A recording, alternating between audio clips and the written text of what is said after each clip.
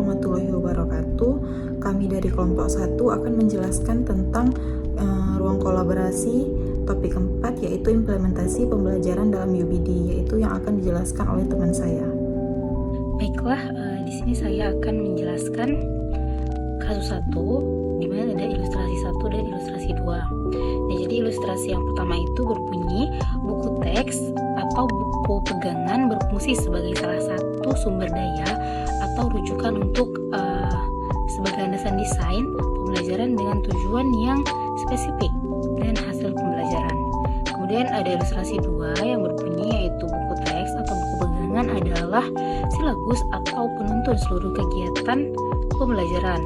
Tidak ada tujuan eksplisit dari luar buku teks yang digunakan. Nah, di sini ada 2 pertanyaan. Yang pertama yaitu ilustrasi mana yang sering Anda lakukan, 1 atau 2? Nah, jadi kami di sini memilih untuk melakukan ilustrasi 1 karena buku teks itu hanya bagian dari sumber daya belajar dan bukan sumber utama atau penuntun pembelajaran. Nah, namun di lapangan masih banyak kita lihat banyak guru yang melakukan ilustrasi tersebut. Nah, kemudian yang kedua yaitu ilustrasi mana yang menurut Anda cocok dan sesuai untuk peserta didik yang kekinian. Nah, jelaskan. Oke. Nah, jadi menurut kami di sini itu ilustrasi yang paling cocok untuk pembelajaran dengan karakter peserta didik di masa kini adalah ilustrasi 1. Nah, karena sekarang ini sumber belajar itu bukan hanya berasal dari buku, tetapi sumber belajar itu banyak kita dapatkan di internet dan sosial media, misalnya seperti YouTube, Instagram, TikTok, dan masih banyak lagi sumber belajar di luar buku lainnya. Nah, dengan menggunakan bahan ajar yang beragam, nah peserta didik ini lebih banyak mendapatkan informasi yang dapat memperkaya khazanah peserta didik. Baik, saya akan melanjutkan penjelasan mengenai kasus 2. Di sini ada ilustrasi pertama yaitu mengenai hasil belajar yang diinginkan membutuhkan penilaian unjuk kerja yang bersumber dari keilmuan sebagai konten buku teks. Ilustrasi kedua yaitu penilaian terdiri dari tes pengetahuan, sikap, dan keterampilan yang ada pada buku pegangan dan mungkin terpisah dari lembaga kerja peserta didik namun masih terkait erat dengan konten buku teks. Ilustrasi mana yang sering Anda lakukan, 1 atau 2, dan mengapa kelompok Anda memilih ilustrasi tersebut? Oke, saya akan menjelaskan.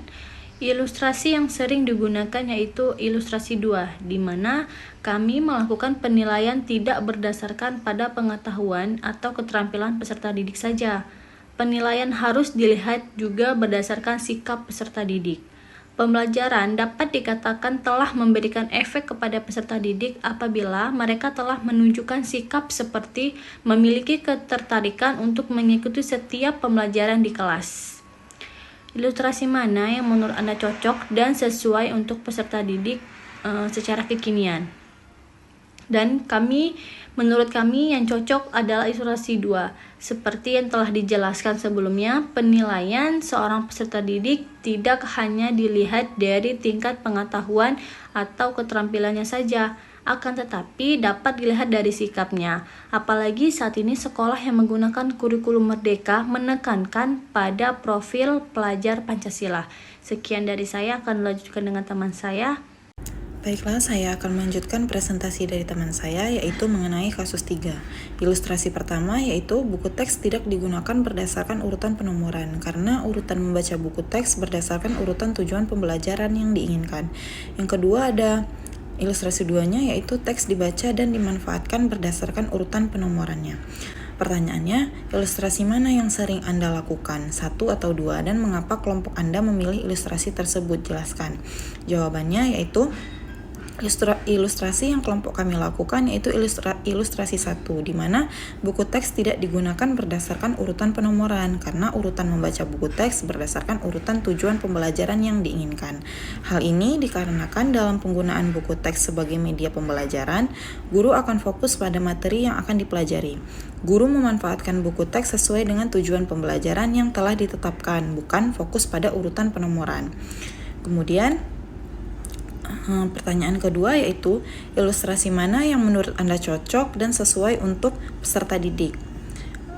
Peserta didik kekinian, jelaskan. Yaitu jawabannya menurut kami ilustrasi 1 karena urutan membaca buku teks disesuaikan dengan urutan tujuan pembelajaran. Urutan materi yang ada di buku teks terkadang berbeda dengan urutan materi di silabus. Oleh karena itu, guru tidak terfokus pada urutan penomoran materi di buku teks, tetapi sesuai dengan urutan materi di silabus.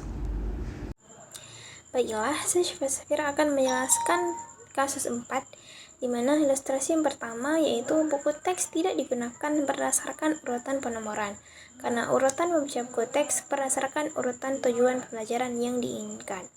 Ilustrasi yang kedua, teks dibaca dan dimanfaatkan berdasarkan urutan penomorannya. Jadi, pertanyaannya adalah, ilustrasi mana yang sering Anda lakukan, 1 atau 2, dan mengapa kelompok Anda memilih ilustrasi tersebut? Jelaskan.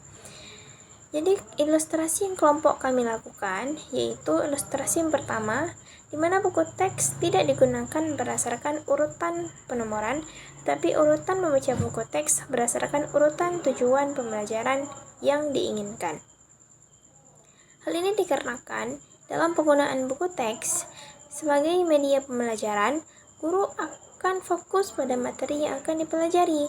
Guru memanfaatkan buku teks sesuai dengan tujuan pembelajaran yang telah ditetapkan, bukan fokus pada urutan penomoran. Karena urutan materi yang ada di buku teks terkadang berbeda dengan urutan materi di silabus. Oleh karena itu, guru tidak terfokus pada urutan penomoran materi di buku teks, tetapi sesuai dengan urutan materi di silabus. Kasus yang terakhir yaitu ada kasus yang kelima. Yang pertama itu ada ilustrasi 1. Di sini menjelaskan tentang buku teks itu yaitu salah satu sumber daya dan juga rujukan di antara banyaknya sumber belajar. Buku pegangan itu termasuk sebagian materi dari umum, hanya digunakan untuk merangkum ide-ide penting dan sebagai landasan memecahkan masalah dan dukungan argumen penting. Dan yang kedua itu ilustrasi kedua. Di sini menjelaskan tentang buku teks sumber primer dan bahan sumber lainnya. Jarang digunakan atau misal tidak menggunakan media massa dan media sosial dan juga lain-lain. Nah, ringkasan dan konten buku teks itu diambil sebagai kegiatan untuk dipelajari dipelajari dan dialami, dieksplorasi, diuji dan dikritik. Selanjutnya untuk pertanyaannya, ilustrasi mana yang sering Anda lakukan, 1 atau 2? Dan mengapa kelompok Anda memilih ilustrasi tersebut? Jelaskan. Nah, di sini saya akan menjelaskan. Menurut kami, buku teks itu hanyalah salah satu sumber aja, maupun sumber belajar yang dapat dimanfaatkan oleh guru maupun peserta didik. Nah, sebagai acuan dan pegangan dalam mengetahui pokok bahasan, ia akan dipelajari sesuai fase atau level seperti peserta didik.